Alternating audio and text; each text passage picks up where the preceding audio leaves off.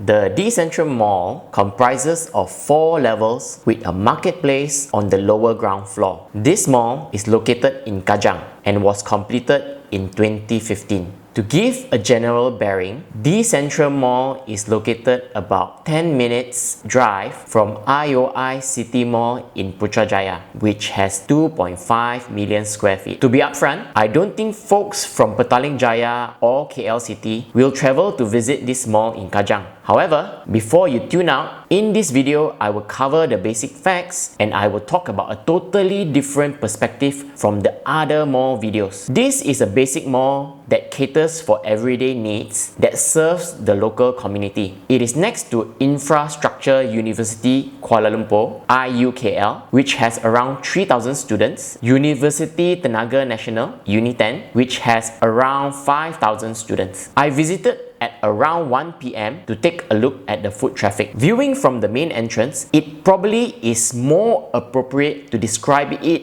as an open space retail complex. There is a high ceiling of up to 3 stories, but the main space is not air conditioned. However, it still feels cooling even in the hot, blistering afternoon. As a side note, since the main entrance seems open wide, I could not help but notice that the seats were wire-like seats. Usually, this is to prevent people from sitting down for too long or sleeping on it. The retail complex is attached with a 29-story D Centrum residences, which houses 320 units of freehold residential units. Protasco's 2023 annual report values the mall around 32 million ringgit with a land area of close to 200,000 square feet. It was developed and is owned by Protasco Group Berhad. The mall has future minimum rentals for non-cancelable long-term leases around 1.5 million ringgit per year.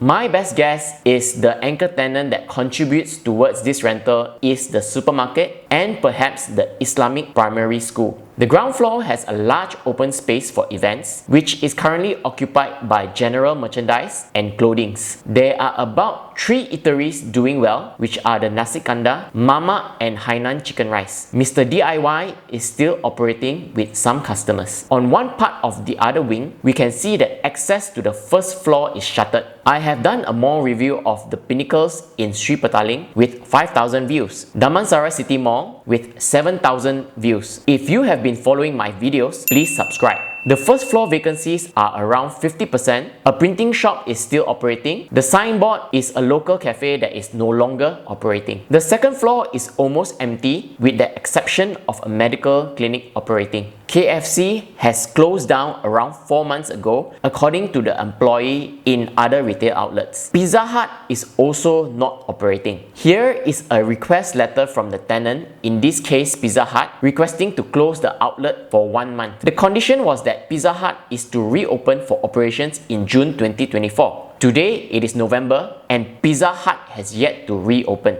There is only one unique experience that I probably can mention. There are around 3 Middle Eastern restaurants run by Yemeni and Syrians. I spoke to the Middle Eastern restaurant staff. The restaurant caters to IUKL, which has around 500 Middle East students. He also mentioned that other stores have been vacant since he started working here over 1 year ago. I had chicken fasa, which is a Yemeni spice broth stew. I can say it is tasty and not too spicy for Malaysians who are used to nasi lemak sambal. Here is the different perspective that I was referring to in the beginning of this video. We often hear when a high-end mall or luxury mall struggles to get foot traffic, people will brush it off to say, there is just too few rich people like the T20. Why don't the developers build a basic mall that caters for needs only? This mall is positioned as a basic everyday mall, which is the opposite of high-end luxury malls such as Pavilion or say Bukit Bintang area. What are your comments on this development for everyday folk? We know that there is a rise in the cost of living. Petrol subsidies will be reduced soon in 2025. The middle class also needs to reduce household spending for the family. The big question is, do you think malls like this would do better?